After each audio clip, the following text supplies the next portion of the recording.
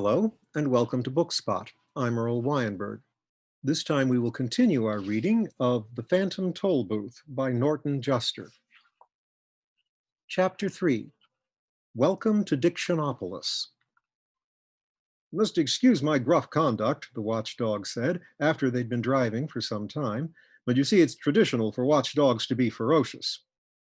Milo was so relieved at having escaped the doldrums that he assured the dog that he bore him no ill will, and in fact was very grateful for the assistance. "Splendid!" shouted the watchdog. "I'm very pleased. I'm sure we'll be great friends for the rest of the trip. You may call me Tock." "That's a strange name for a dog who goes tick, tick, tick, tick, tick all day," said Milo. "Why didn't they call you—" "Don't say it," gasped the dog, and Milo could see a tear well up in his eye. "I didn't mean to hurt your feelings," said Milo, not having meant to hurt his feelings. "That's all right," said the dog, getting hold of himself. "It's an old story and a sad one, but I can tell it to you now. When my brother was born, the first pup in the family, my parents were overjoyed and immediately named him Tick in expectation of the sound they were sure he'd make. On first winding him, they discovered to their horror that instead of going tick, tick, tick, tick, tick, he went tock, tock, tock, tock, tock. They rushed to the Hall of Records to change the name, but too late. It had already been officially inscribed and nothing could be done. When I arrived, they were determined not to make the same mistake twice, and since it seemed logical that all their children would make the same sound, they named me Tock.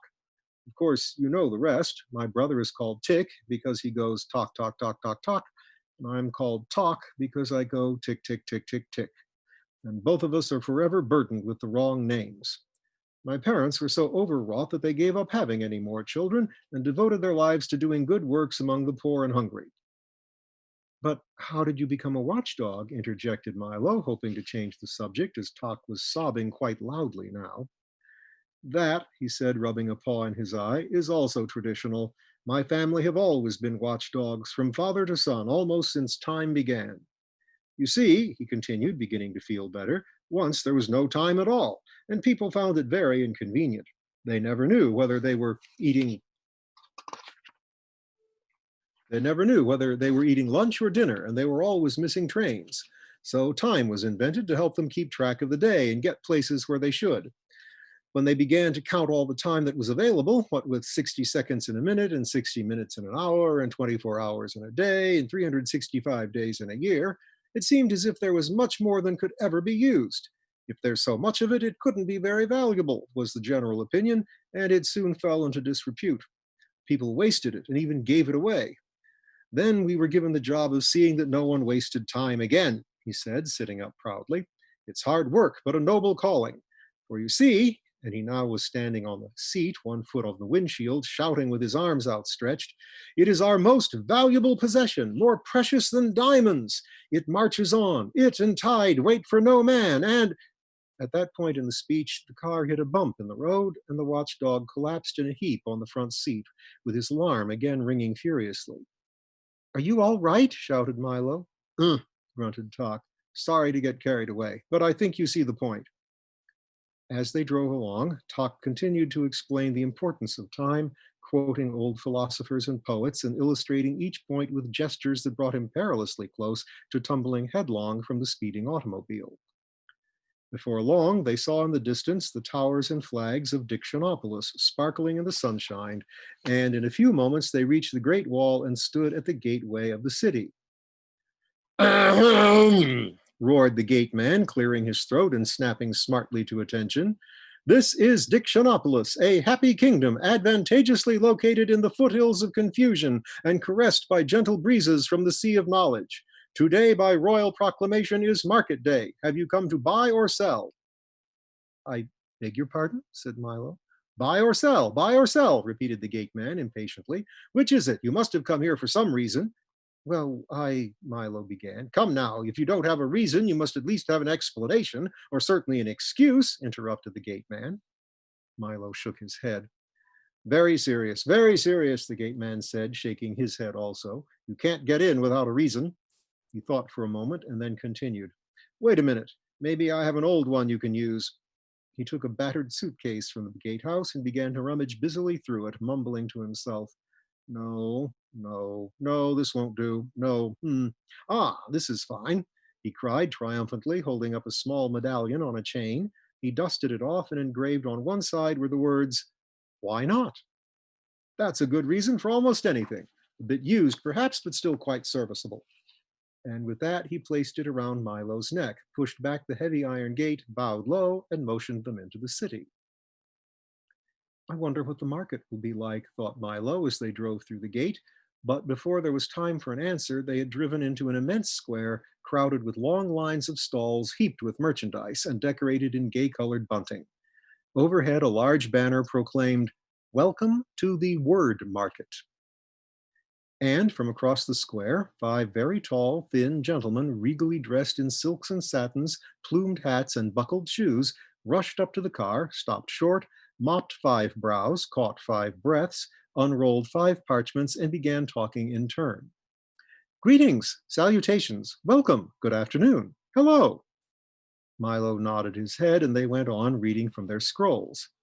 "By order of Azaz the Unabridged, King of Dictionopolis, Monarch of Letters, Emperor of Phrases, Sentences, and Miscellaneous Figures of Speech, we offer you the hospitality of our kingdom, country, nation, state, commonwealth, realm, empire, palatinate, principality."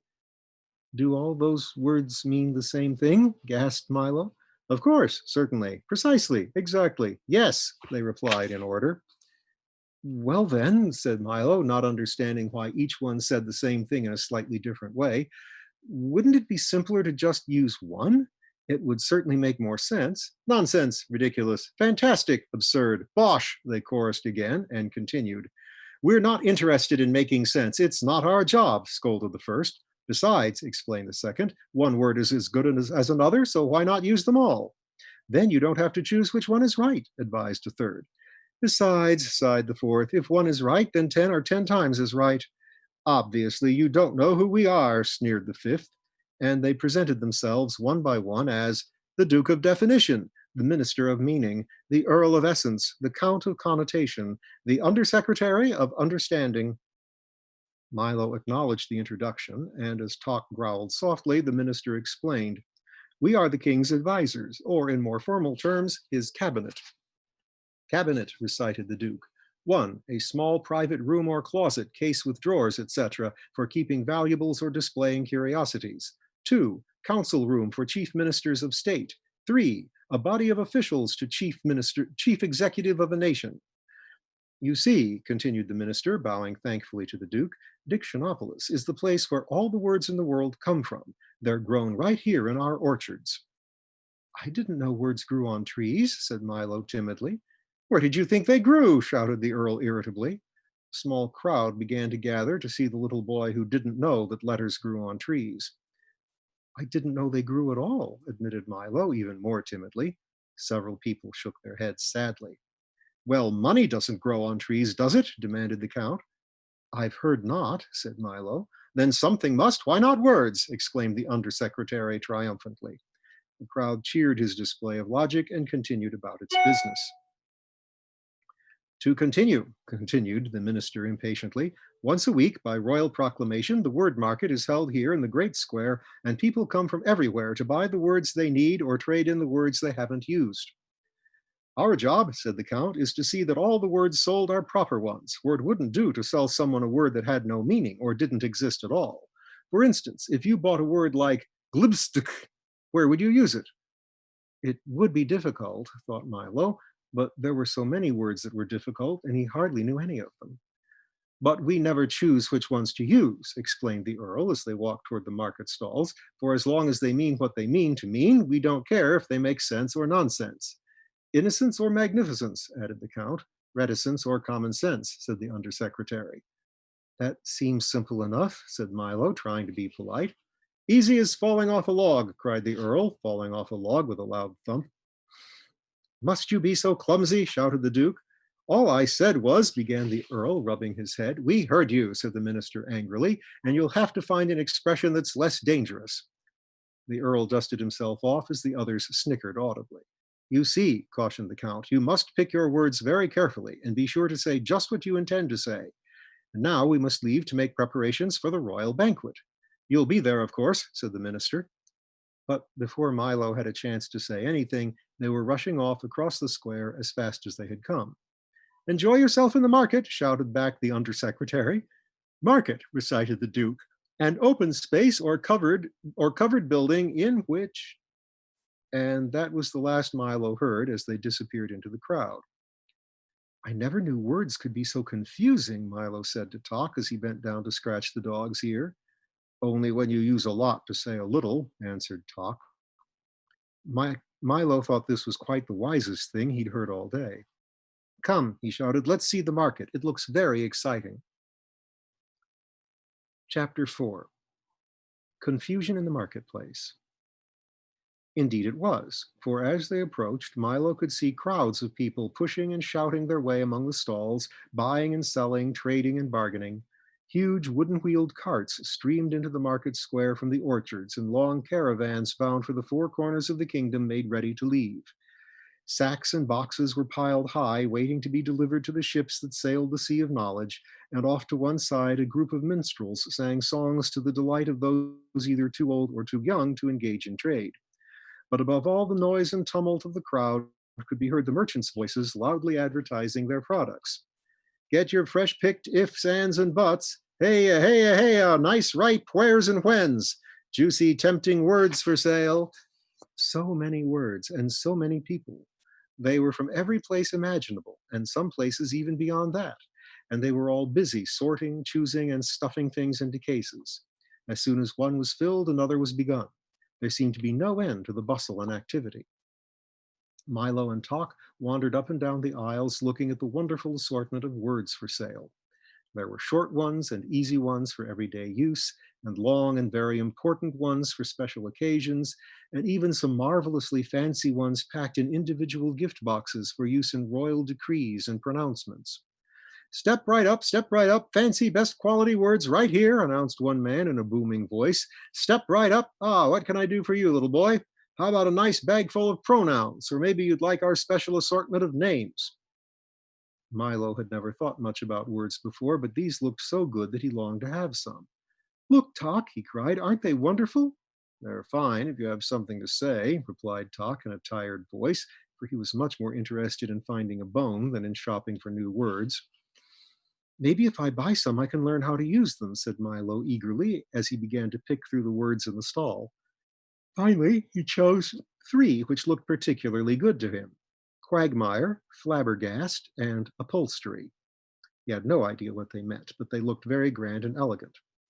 How much are these? He inquired, and when the man whispered the answer, he quickly put them back on the shelf and started to walk on. Why not take a few pounds of happies? Advised the salesman. They're much more practical and very useful for happy birthday, happy new year, happy days, and happy go lucky. I'd like to very much, Milo began, or perhaps you'd be interested in a package of goods, always handy for good morning, good afternoon, good evening, and goodbye, he suggested. Milo did want to buy something, but the only money he had was the coin he needed to get back through the toll booth, and Tock, of course, had nothing but the time. No, thank you, replied Milo. We're just looking. And they continued on through the market. As they turned down the last aisle of stalls, Milo noticed a wagon that seemed different from the rest. On its side was a small, neatly lettered sign that said, Do It Yourself, and inside were 26 bins filled with all the letters of the alphabet from A to Z. These are for people who like to make their own words, the man in charge informed him. You can pick any assortment you like or buy a special box complete with all the letters, punctuation marks, and a book of instructions. Here, taste an A. They're very good. Milo nibbled carefully at the letter and discovered that it was quite sweet and delicious, just the way you'd expect an A to taste. I knew you'd like it, laughed the letter man, popping two G's and an R into his mouth and letting the juice drip down his chin. A's are one of our most popular letters. All of them aren't that good, he confided in a low voice. Take the Z, for instance, very dry and sawdusty.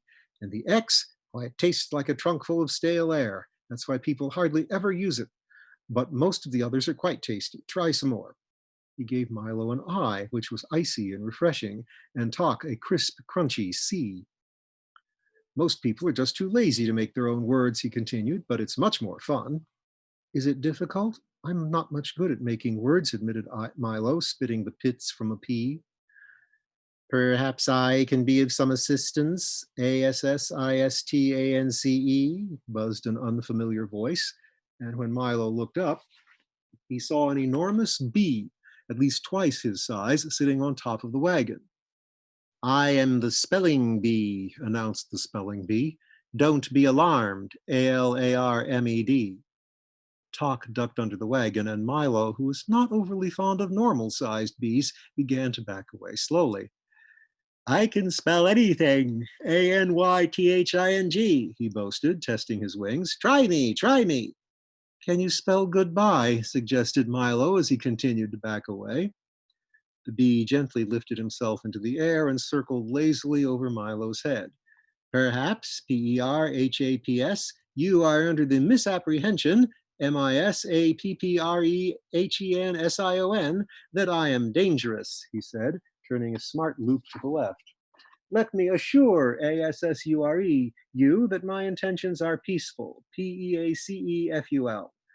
And with that, he settled back on top of the wagon and fanned himself with one wing. Now, he panted, think of the most difficult word you can and I'll spell it. Hurry up, hurry up! And he jumped up and down impatiently. He looks friendly enough, thought Milo, not sure just how friendly a friendly bumblebee should be, and tried to think of a very difficult word. Spell vegetable, he suggested, for it was one that always troubled him at school. That is a difficult one, said the bee, winking at the letterman. Let me see now. He frowned and wiped his brow and paced slowly back and forth on top of the wagon. How much time do I have? 10 seconds, cried Milo excitedly. Count them off, Tock. Oh dear, oh dear, oh dear, the bee repeated, continuing to pace nervously. And just as the time ran out, he spelled as fast as he could, VegetablE. Correct, shouted the letterman, and everyone cheered. Can you spell everything? Asked Milo admiringly. Just about, replied the bee with a hint of pride in his voice. You see, years ago I was just an ordinary bee minding my own business, smelling flowers all day, and occasionally picking up part-time work in people's bonnets. Then one day I realized that I'd never amount to anything without an education, and being naturally adept at spelling, I decided that balderdash, shouted a booming voice. And from around the wagon stepped a large beetle-like insect dressed in a lavish coat, striped pants, checked vest, spats, and a derby hat. Let me repeat, balderdash, he shouted again, swinging his cane and clicking his heels in midair. Come now, don't be ill-mannered. Isn't someone going to introduce me to the little boy? This, said the bee with complete disdain, is the Humbug, a very dislikable fellow. Nonsense! Everyone loves a humbug, shouted the humbug. As I was saying to the king just the other day, you've never met the king, accused the bee angrily. Then turning to Milo, he said, don't believe a thing this old fraud says. Bosh, replied the humbug. We're an old and noble family, honorable to the core, insecticus humbugium, if I may use the Latin. Why, we fought in the Crusades with Richard the Lionheart, crossed the Atlantic with Columbus, blazed trails with the pioneers, and today many members of the family hold prominent government positions throughout the world. History is full of humbugs. A very pretty speech, Speech, sneered the bee. Now, why don't you go away? I was just advising the lad of the importance of proper spelling. Bah, said the bug, putting an arm around Milo. As soon as you learn to spell one word, they ask you to spell another. You can never catch up, so why bother? Take my advice, boy, and forget about it. As my great-great-great-grandfather George Washington Humbug used to say, you, sir, shouted the bee excitedly, are an impostor. I am Postor, who can't even spell his own name. A slavish concern with the composition of words is the first sign of a bankrupt intellect, roared the humbug, waving his cane furiously. Milo didn't have any idea what this meant, but it seemed to infuriate the spelling bee, who flew down and knocked off the humbug's hat with his wing.